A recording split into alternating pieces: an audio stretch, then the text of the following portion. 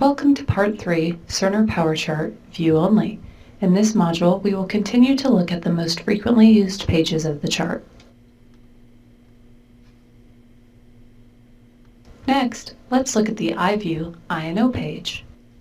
Remember, to go to another page of the chart, hover over Menu, or click Chart in the toolbar at the top of the screen. On this page, you can see not only the numerical amounts, but also the source of the intake or output. You can see these results on the Results page. However, the iView I&O page also gives you input total, output total, and the balance between them. You can view more than one day at a time on this page.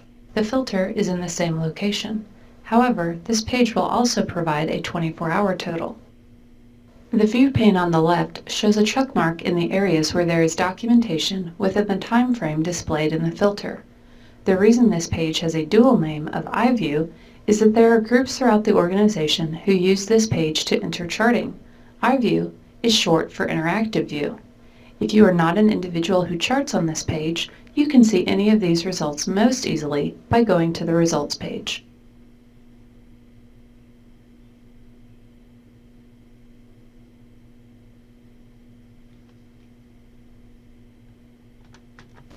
Let's now look at the MAR. Once orders for medication have been placed on the patient's orders page, those medications will display on the MAR as shown here. On the MAR, you will see a column displayed for each time a medication is scheduled to be given. Once those medications have been administered, you will also see a column displayed every time a medication is documented as being given or not given. Notice the PRN and continuous infusion categories differ slightly. In those categories, there are some columns showing the accompanying charting that goes along with each medication administration.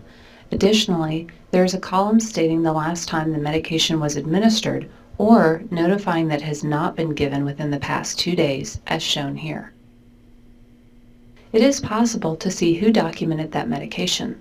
To see this, right-click on the amount given in the correct time column for whichever administration you wish to view. Click View Details. A new box opens that shows us some of the medication details. We can also click on the tab that says Action List to see who administered this medication. People who have access to the MAR may also have access to the view bands in the bottom left corner of this screen. Therapeutic Class View can be used to see which class of medications the patient has orders for. Double-click the class to expand it. Continue to drill down within that class. Then, in the main part of the screen, only those medications within that class will display. The Route View band has more information. By putting a check mark in only one of the routes, you will see only those medications the patient is receiving by that route. Adding additional check marks will increase the medications that display in the main screen. Remember, there is also a filter on this page. Medications that display as grayed out have been discontinued. They will continue to show on the MAR for 24 hours following discontinuation. You are still able to see the documentation for the medication during that time. For scheduled medications, there are blue boxes displaying the amount of medication due in the time column for which it is next due. There are also red boxes which display when medication has not been documented as given or not given and are now overdue.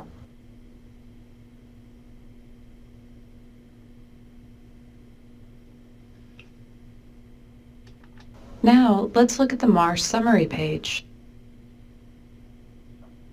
On the MAR Summary, you can see more information with less scrolling. Here, you can see 12-hour columns of time rather than a column each time a medication is due or documented, like on the MAR. Many people who do not administer medications look at the MAR Summary rather than the MAR.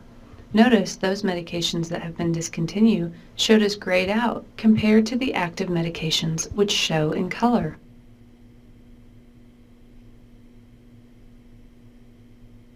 The Patient Info page contains demographics, next of kin information, and allergies.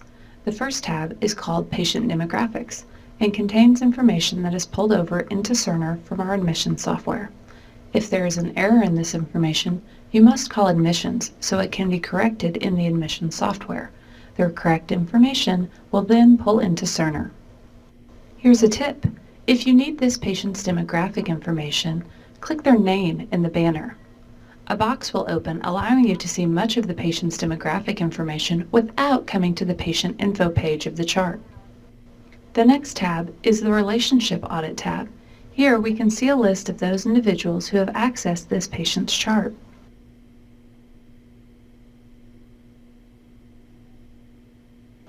On the Patient Next of Kin Info tab, at the top we can see all of the patient's visits or encounters again. And at the bottom right, if we scroll over and then scroll down, we can see the patient's emergency contact and next of kin information.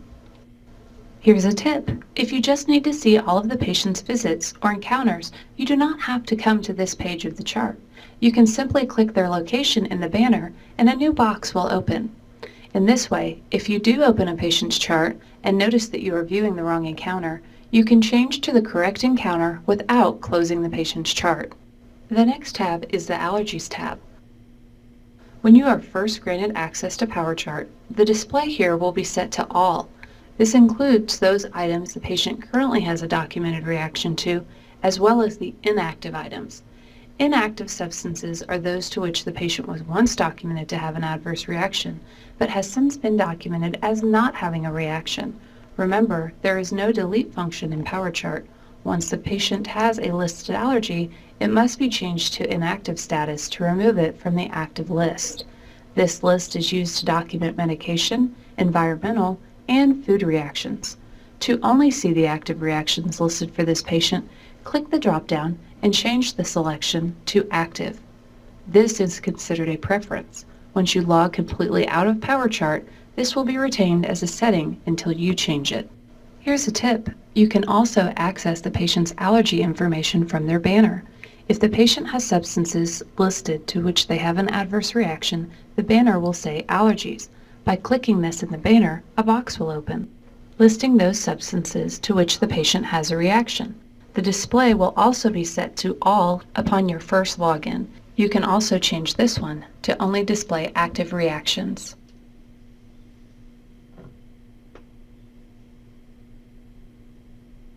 Summary pages are designed to have an overview of the patient on one page. Each one of these items on this page is called a widget. The orange vital signs widget is one example. Not all widgets default open. In this example, the allergies widget does not.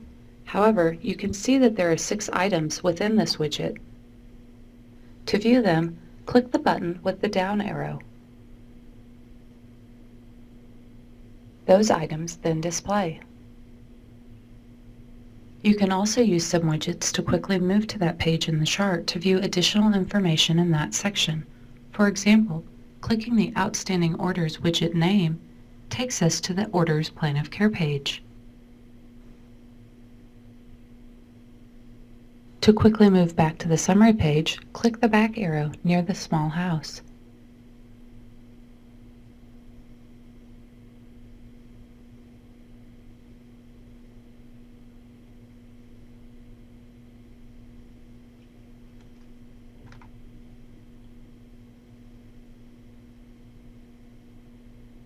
Now, let's look at the Orders Plan of Care page.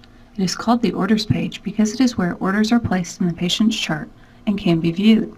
It is also called the Plan of Care page because it is the only place in the chart where the interdisciplinary plan of care can be viewed and updated.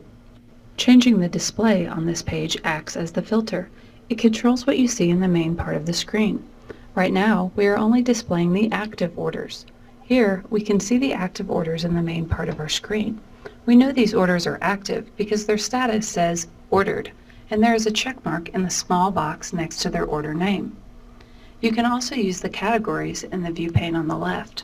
By clicking where it says Communication, it moves that category of orders to the top of the screen without using the scroll bar on the right.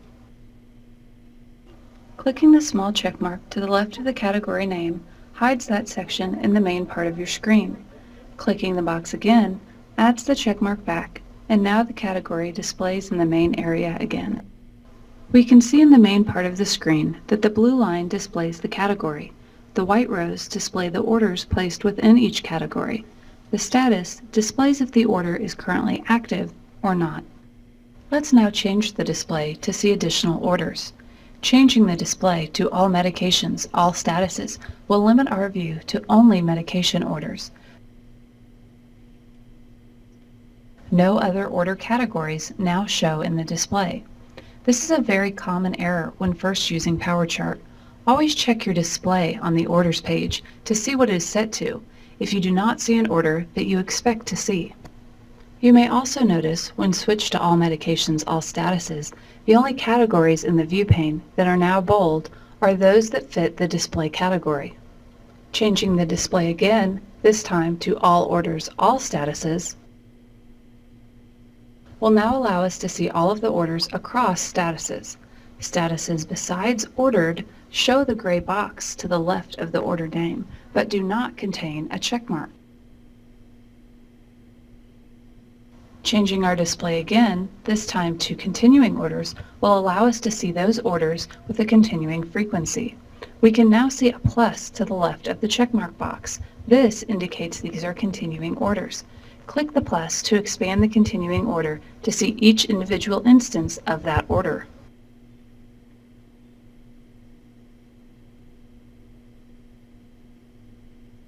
Let's move back to look at just active orders. And let's move down to the medications section. Home medications also display on this page. They typically contain a status of documented or discontinued. The easiest way to see which items are ordered medications during the patient's stay versus documented medications they take at home is the box. Ordered medications contain the box even when it is not an active order. Documented home medications never show a box. Those medications listed as prescribed are those for which the patient was given a new prescription at discharge. Sometimes you need to see more information about the order. To do this, you can right-click anywhere on the line and click Order Information.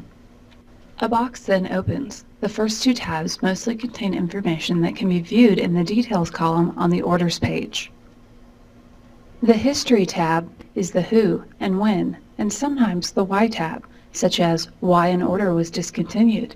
It is important to know that when an order is canceled or discontinued, the computer system does not force the user to document why they are canceling this order. On most orders, this is an optional, although encouraged, field. Also on this tab, we can see who actually put this order into the computer and at what date and time, as well as which physician ordered it. Now, let's look at the task list. It is important to keep in mind, not all areas work from a task list. If you do not, you will likely not see this option under your menu or chart selections. The filter on this page is in the same location as many other pages. Below that, there are tabs. The items on this page are discussed further in Cerner charting class.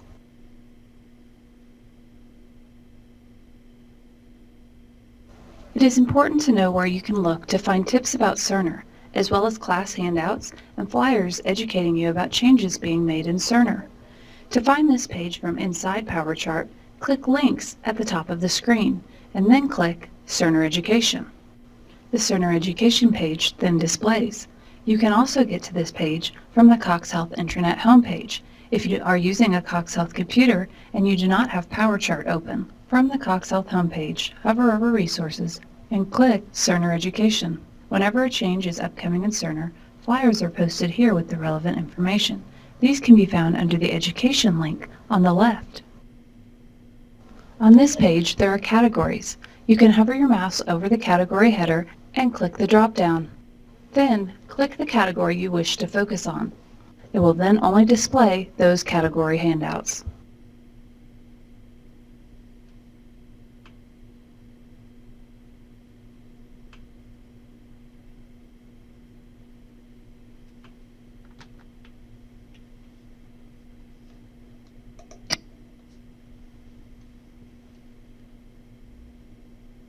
If you work in radiology, you will need to sign up for the Staffed Open Lab in order to take your RadNet credentialing exam to complete your access requirements.